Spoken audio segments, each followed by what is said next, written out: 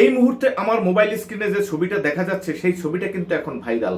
সকলের মোবাইলে মোবাইলে এই ছবিটা ঘুরে বেড়াচ্ছে। তাদের শুধু একটাই কথা যে এই মানুষগুলো কি তাহলে কি দল পরিবর্তন করতে চলছে?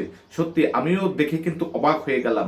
তার কারণ যেটা দেখতে পাচ্ছি, আমাদের ত্রিপুরার প্রাক্তন মুখ্যমন্ত্রী বিপ্লব দেব বর্মন এবং কেন্দ্রীয় নেতা তার সাথে নাকি এরা দুইজন একটা গোপন বৈঠক করেছে। তো যেটা কানাঘুষো শুনতে পারা যাচ্ছে যে এরা দল ত্যাগ করে হয়তো বিজেপিতে জয়েন করতে চলছে। তো আমার সকল সাধারণ বন্ধুদের কাছে আমার শুধু একটাই প্রশ্ন করতে চাই, তারা তাদের মতামতটা দেবেন। এরা দুইজনেই একটা দুর্নীতিবাজ দলের, দুজনেই মন্ত্রী। আর এই যে দুজন মেসিকাণ্ডের সময় কি করেছে সাধারণ মানুষের সাথে, যেগুলো আমরা কিন্তু প্রত্যেকটা প্রচার পর্বে কিন্তু এদের নাম উল্লেখ করেছি।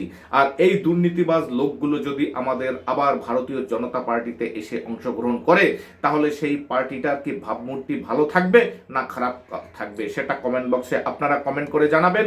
আর পোস্টটি যদি ভালো লাগে সকলের কাছে শেয়ার করে পৌঁছে দেবেন। তার কারণ আমরা কিন্তু চাই না এই ধরনের লোকগুলো আমাদের এই দলটাকে এসে আবার দলটার ভাবমূর্তি নষ্ট করুক।